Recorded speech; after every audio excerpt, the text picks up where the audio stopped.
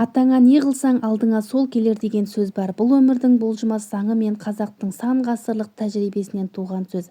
Әр адамның өмір жолында үлкендерге жасаған жақсылығы да, қиянаты да ерте ме кеш пе өзіне қайтып оралады.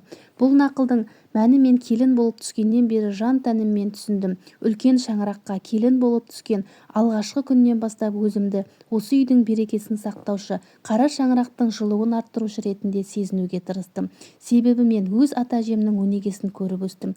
Солардың мейіріміне қанып, үлкеннің алдына иіліп, сәлем салған келіннің жүзі, жарқын жолы ашық болады деген сөздерді құлағыма құйып өскенмін. Атам мен енемнің көңілін тауып, дастарханын уақытылы жайып, шайын құйып беру мен үшін міндет емес, парыз деп білемін. Өйткені қазір мен ата-енеме қандай қызмет қылсам, ертеңгі күні менің де қартайғанда көрер сый-құрметім сол болмақ.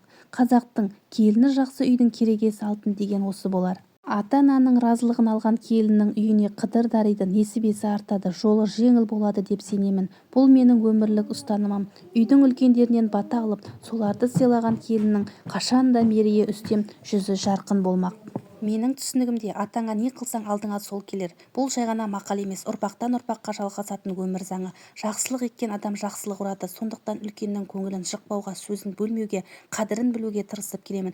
Қазір жаспын, ата-еніме қызмет қылып, солардың ақ батасын алу менің келіндік бақытым. Ертең мен де бір әулеттің анасы, енесі боламын. Сол кезде бүгінгі жасаған құрметім өзіме қайтып келетініне сенемін. Өмірдің мәні сыйластықта. Қариясы бар үй, берекесі бар үй. Мен осы сөздің шын мағынасын түсініп келемін. Үлкен үйдің келіні болу үлкен жауапкершілік, бірақ сол жауапкершілікті сезіне білген келіннің басқан қадамы нық, жүрегі тыныш болады. Сондықтан мен өзімнің келіндік жолымды тек ізет пен құрметке, сабыр мен мейірімге негіздеп келемін. Ата-ененің сағын сындырған келіннің жолы болмайтыны ақиқат.